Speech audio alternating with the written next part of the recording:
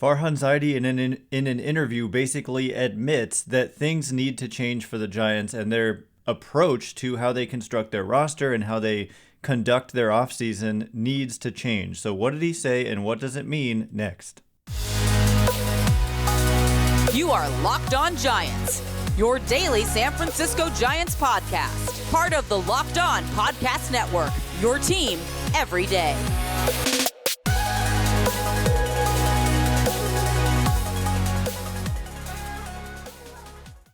Hello and welcome to Locked On Giants, part of the Locked On Podcast Network, where it's your team every day. My name is Ben Kaspick, and on this show we provide daily episodes Monday through Friday, talking about the San Francisco Giants in a way that's data-driven and rational, but also simple, passionate, and accessible to all. I'm a former contributor for the baseball statistics and analysis websites Beyond the Box Score and Rotographs. I've been podcasting about the Giants since 2015, and I'm a lifelong fan. Thank you for making Locked On Giants your first listen every day. We're free and available wherever you get podcasts. And coming up on today's show, yes, we're going to talk a little bit about the Giants' two-game series in Detroit, another disappointing split, just like last time they played the Tigers. So overall 2-2 against Detroit, which is, you want to do better than that. But I also want to start off talking about this interview that Farhan Zaidi did with Tim Kawakami of The Athletic that came out on Tuesday or Monday, but I listened to the whole thing and it's really a worthwhile listen if you have the opportunity to do so. But the key takeaways from that interview for me were that there seemed to be an acknowledgement that this roster wasn't put together well enough with the benefit of hindsight, but a lot of people did see it coming, and that they need to do some things differently. And he talked about the regression of the older players, and essentially that a big part of it is that they weren't able to stay on the field. And not coincidentally, but relatedly and appropriately, Brandon Belt, who was healthy at the time that they recorded the interview, which I think was this Monday, Brandon Belt has since had his knee issue flare up again and has had to go back on the injured list. But there's one key quote from this interview that really stood out to me the most. And it was, the question from Kawakami was about all of the platoon playing, the platoon matchups, and just the platoon element of their roster, and whether or not they need more everyday players. And Zaidi said the following, quote, "I think it's important for us to establish 2 or 3 or 4 or 5 guys who are everyday guys who are going to be in the lineup every day." He goes on to say that platooning, that kind of roster management philosophy, works best when you have a foundation of guys that are in there every day. And then your last few roster spots, you can mix and match and really be able to get the most out of players. So this is an important couple of sentences for like every Giants fan who's had a problem with the platooning to really digest, because I get these questions all the time and I see people comment like, oh, this superstar player won't want to come here because of Gabe Kapler and his platoons. And we've repeatedly said it's not that Kapler just loves platoons and he would platoon Aaron Judge or Mookie Betts or Trey Turner or Bryce Harper. No, those guys don't get platooned. The issue has been that they just he's been given a roster of platoon players, and the guys who are supposed to be the everyday guys, to me, this is a huge story of the year.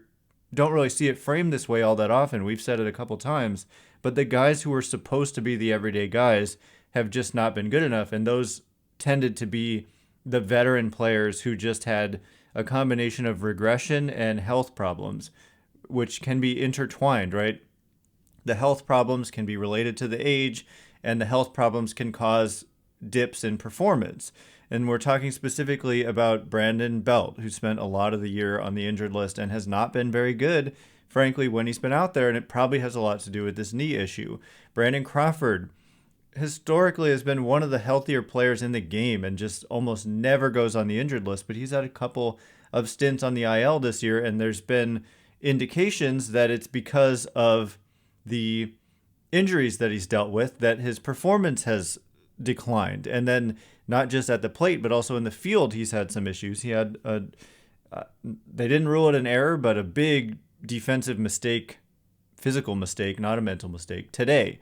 But they were relying on older veteran players to be those everyday guys. And in hindsight, to Zaidi, but I think a lot of people, to your credit, those of you who were saying this to me prior to the season, that it was a mistake to rely on these older players. And so Zaidi also said that looking to next year, there is an acknowledgement that not only, like you said, because this was in the context of talking about what they were going to do in the offseason.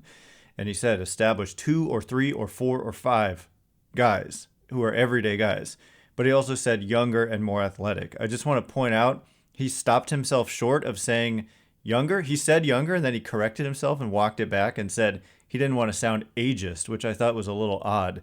Like, this is professional sports.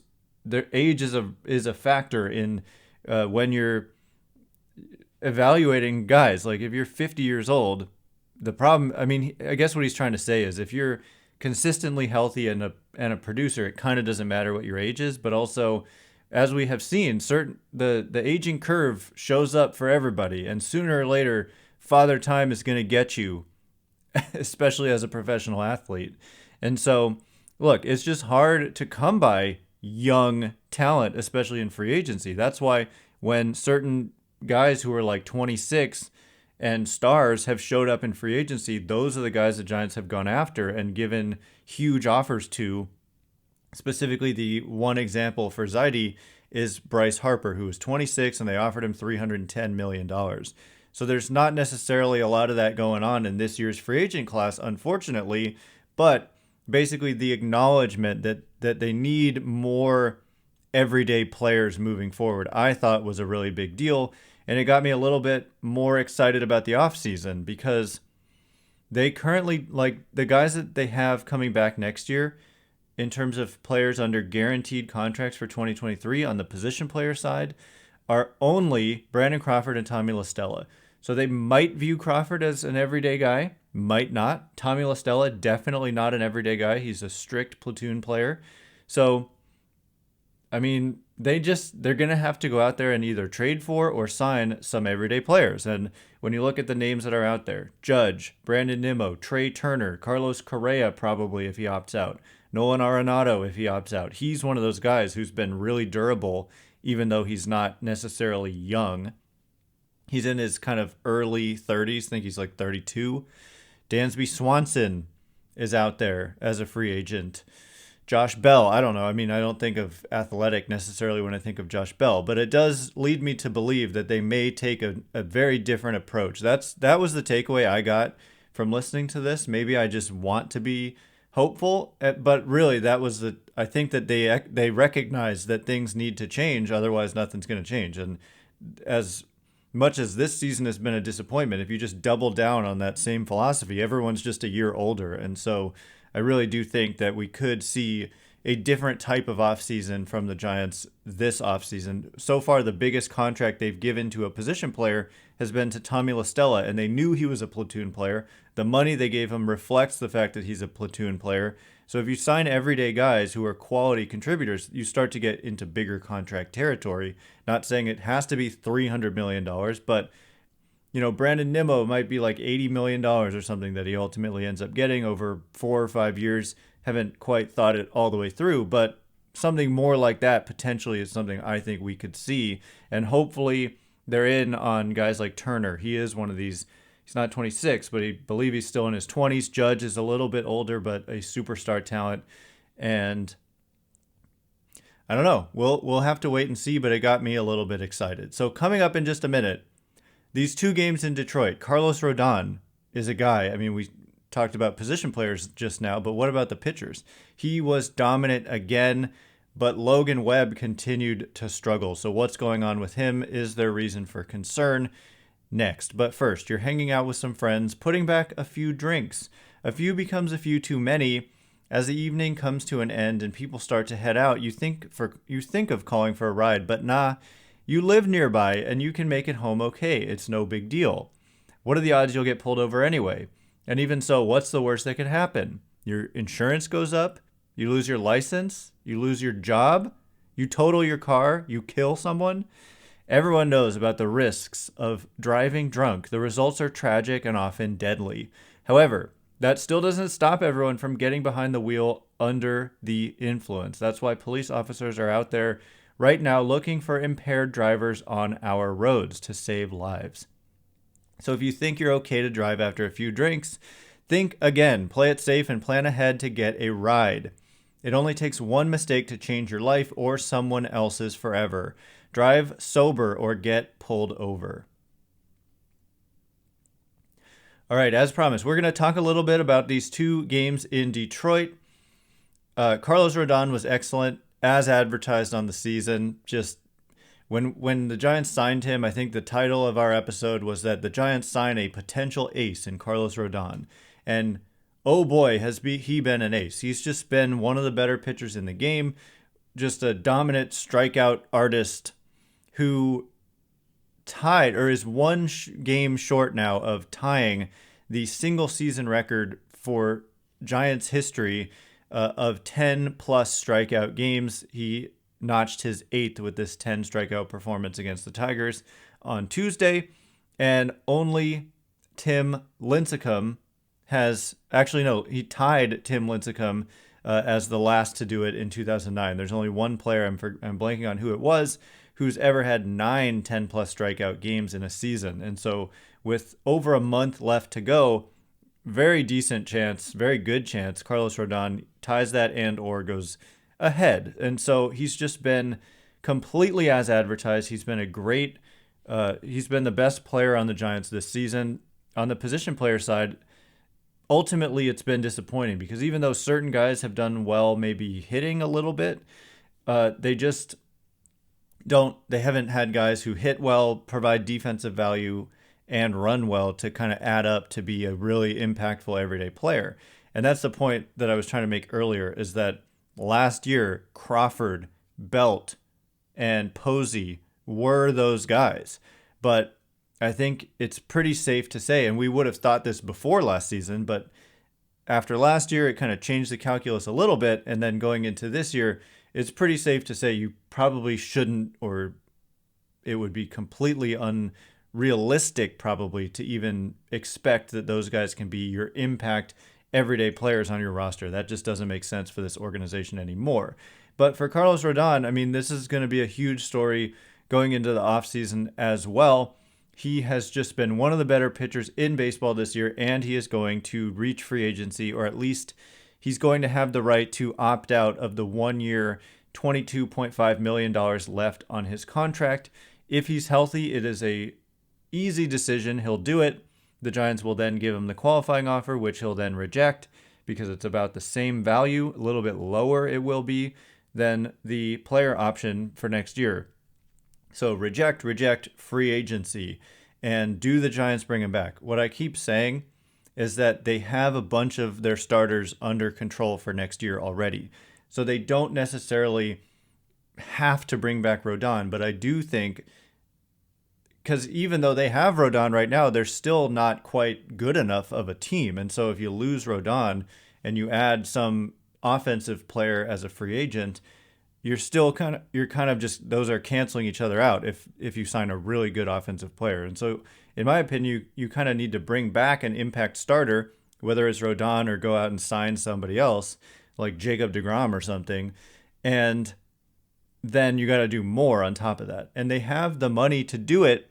And it's not just like, oh, they've always had the money, but they're not spending it. No, in this particular case, I mean that even if Rodon doesn't opt out, they still only have about $90 million committed for next year. In the last few years, their payroll has been around $160 million. So they have a lot of freed up money. And if Rodon opts out, they only have about $69 million committed. And so almost $100 million to spend on 2023 salaries before you get back to where you were just this year. And there's no indication that they're going to just continue to slash payroll. They haven't really been consistently slashing it. They've kind of been flat at around $160 million. So anyway, it's going to be a huge story to follow. I would not be shocked if he ends up elsewhere, a la Kevin Gausman, but they have a pretty good track record of finding the next one. And so I'm more concerned on the position player side moving forward, like into the offseason. They have a ton to do. Like I said, the only guys guaranteed to be back on the position player side are Crawford and Lestellet. There's a lot of guys who are under club control, like Yastrzemski and Slater and Estrada and others. But J.D. Davis, they're under club control, but they're not on guaranteed contracts. So the Giants have the flexibility. If in certain cases they wanted to do something else, they could. But there's also a lot of guys who are reaching free agency, like Peterson and Belt. There's a club option for Evan Longoria, and on and on. Joey Bart, of course, another guy under club control. So I'm already in off-season mode a little bit. That just goes to show you, it reflects the current playoff odds, which are moving closer to 0 every day. Although if the Padres lose, the Giants are still just 5.5 back. But I want to talk about today's game. Well, first of all, Belt went on the IL and Bryce Johnson was recalled. Remember, Johnson is the really fast and good defensive center fielder. And so big exchange there to go from Belt to Johnson, almost like polar opposite types of players there. And then Webb was kind of the big story, though. He was cruising along, took a no-hitter into the 5th inning, I think it was, and then the wheels just fell off for the whole team. It ended up being bases loaded, 1 out. He got a big strikeout, and then there was a ground ball to Crawford. It was hit hard, but it was like right to him, in line with him, and it kind of ate him up. He didn't know whether to come in or back up, and he kind of just froze, and then it took a difficult hop, seemed to kind of explode up on the hop, and it just ate him up. And they got a friendly hometown ruling of a base hit, which I think was just the wrong call. It was, to me, an error.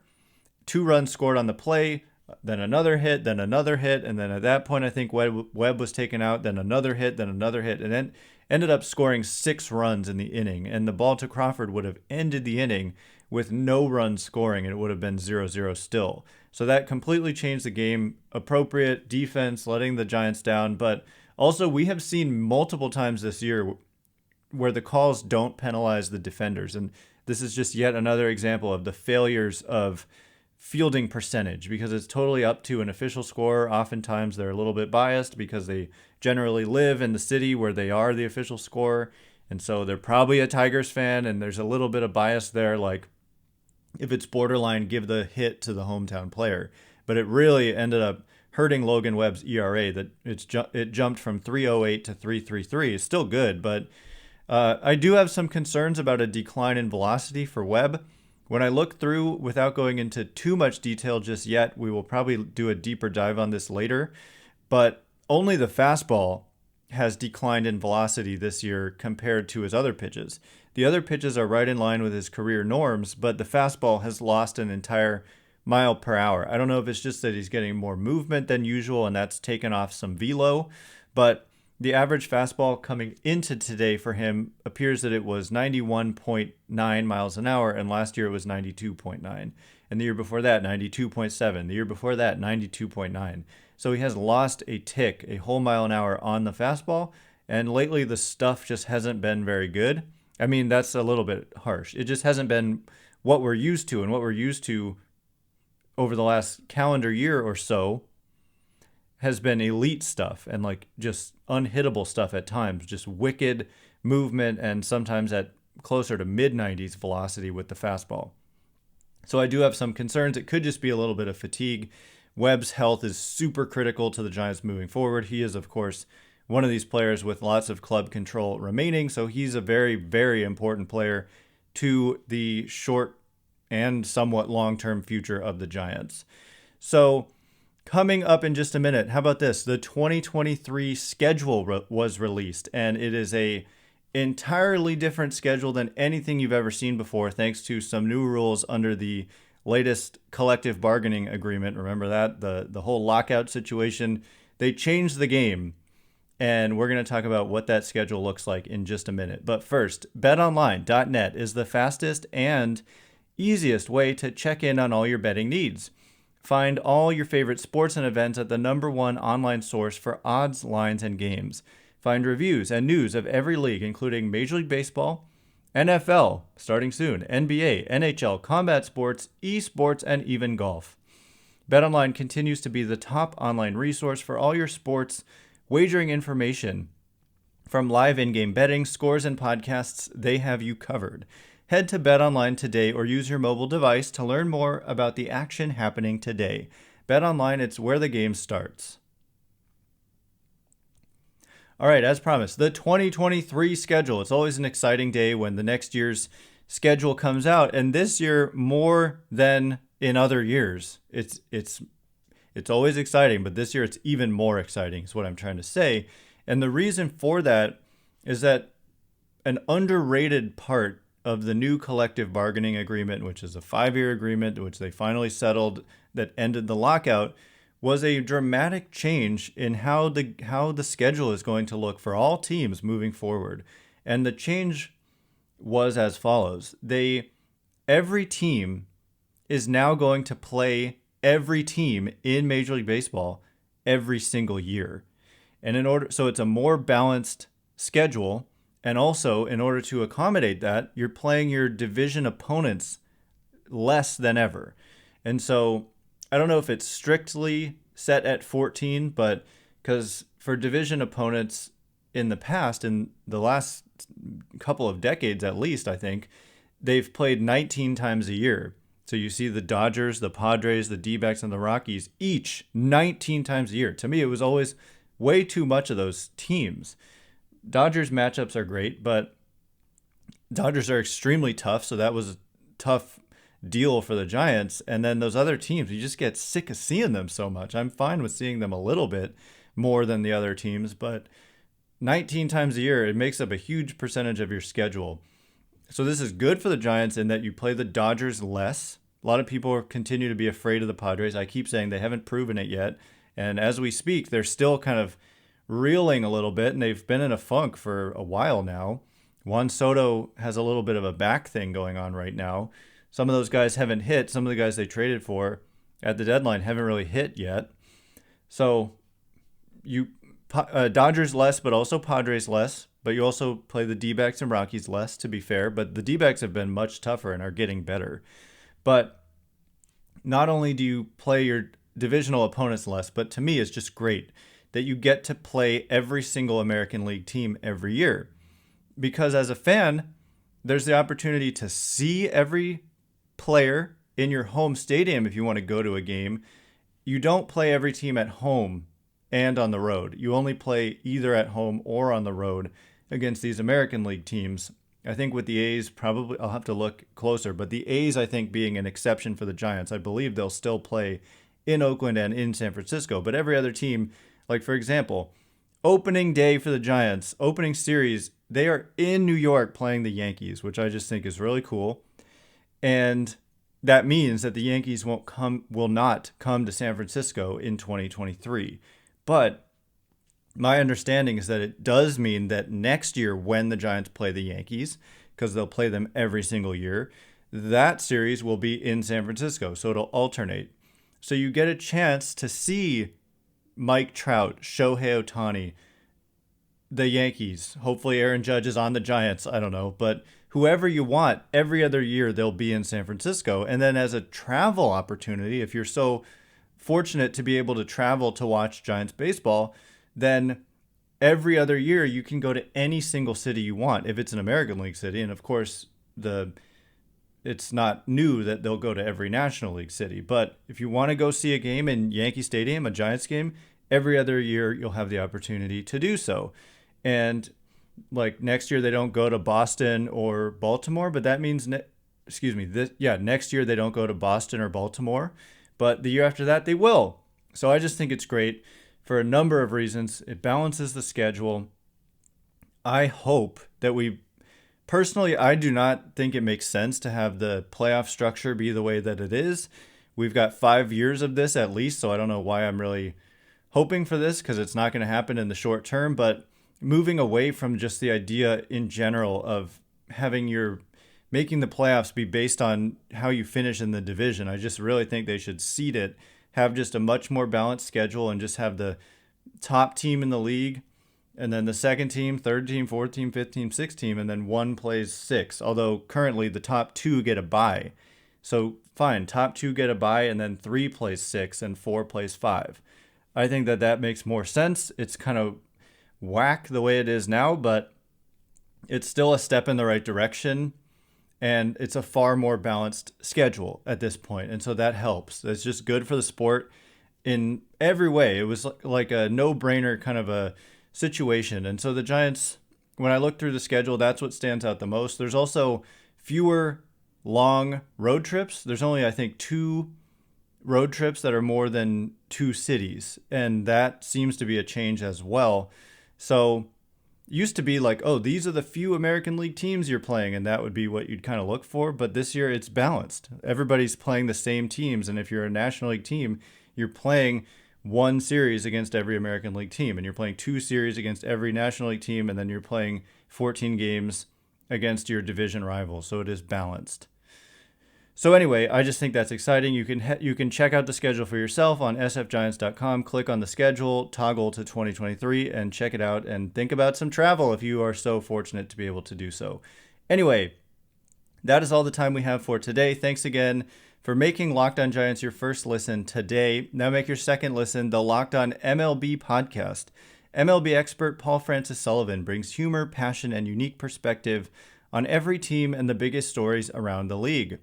Follow the #1 daily league-wide podcast Locked On MLB on the Odyssey app, YouTube, and wherever you get podcasts. Once again, my name is Ben Kaspick. Check me out on Twitter at Ben Kaspick, Kaspick.